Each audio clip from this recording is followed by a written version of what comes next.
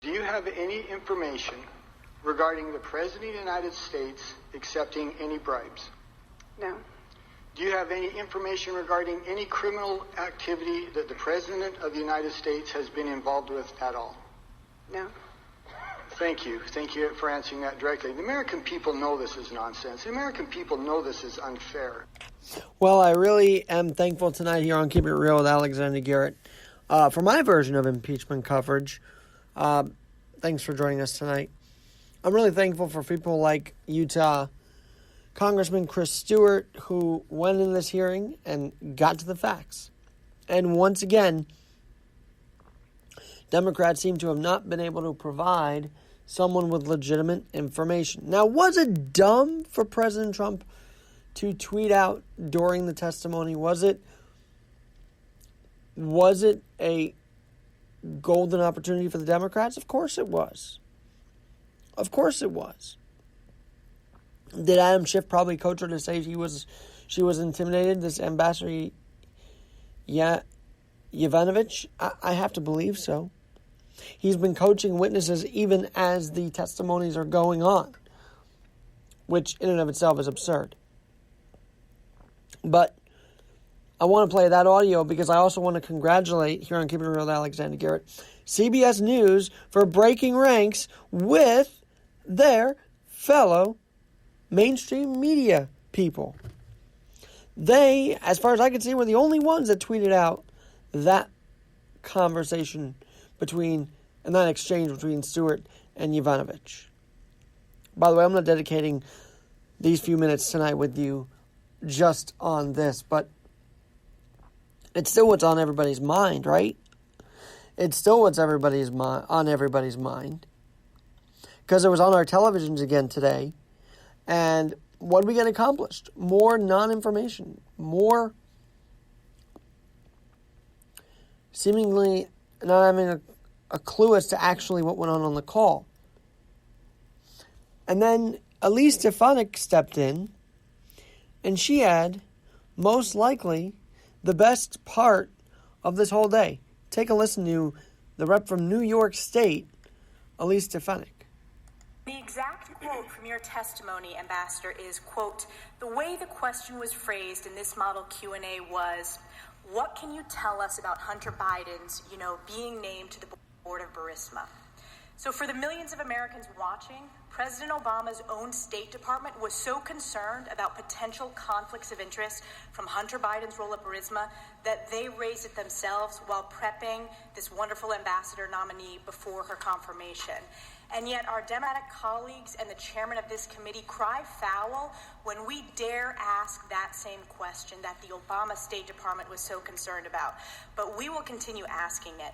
And lastly, in my 20 seconds left, I just want to get it on record. In terms of defensive lethal aid, which you were an advocate for, that was not provided by President Obama. It was provided by President Trump. That's correct. I yield back 5 seconds. So, Elise Stefanik of New York, and let me get you the correct district here. Elise Stefanik of New York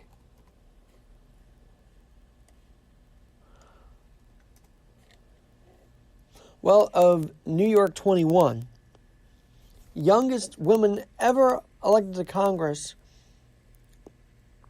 at the time in 2014, now 35, is absolutely killing it today at the House, was absolutely killing it during the hearing. And let me tell you, did not bode well. Now, I get there's an argument about blocked witnesses, but I also researched that. And you know what my research came up with? At least in Mick Mulvaney's case. Here's what I had researched with Mick Mulvaney. Because he's a guy that said, oh, yeah, we actually did withhold aid. Then he took that back. It was just bizarre. But the Justice Department legal opinion stated that Mulvaney is immune from having to testify to Congress because preparing for such examinations at the OMB would force them to divert time and attention from duties to the president at the whim of congressional committees. So, that is with any president, I have to believe. That opinion stands still. So, Mulvaney was not required to be at the hearings this week. The Democrats did have to provide witnesses that might have actually heard something. There's a closed-door deposition now about someone who overheard Trump call asking about investigations. We'll see what comes about that. But maybe you disagree with me that there was nothing substantive happening at the hearings this week. Do you disagree with me? Do you agree with me? Alex.garrett21@yahoo.com. Alex.garrett21@yahoo.com. There was nothing substantive at the hearings this week. Agree or disagree? You can also tweet me at AlexG in NYC. That's AlexG in NYC. Speaking of NYC, the other reason why I was so amped up to talk on the podcast tonight. By the way, stay tuned for Marty Brownstein. He'll be my Saturday sit-down this week to talk about his New York journeys and his experiences, talking about the righteous among the few. And you have to read it. You have to listen to this podcast upcoming tomorrow morning. It's Saturday morning. But with Marty Brownstein, who we've had on before. But finally, verdicts are coming down in favor of the New York City people. Because a landlord thought she could get away with siphoning gas from a sushi bar and then also from a meter at an apartment on 2nd Avenue, 119, back in 2013. Well, guess what? That all led to a gas explosion in March 2015, leveling an East Village block because Maria Horenko, a landlord who, after losing her husband, tried to expand the real estate they owned down there on 2nd Avenue. Well, she was found guilty. And of being responsible for this blast. And the process started in 2013 when she started siphoning gas after Con Edison hadn't approved a gas line. Now everybody was on Con Edison's case. Oh no, here we go again. But turns out prosecutors have now said it's Hernenko's fault. The judge now says it's Hernenko's fault.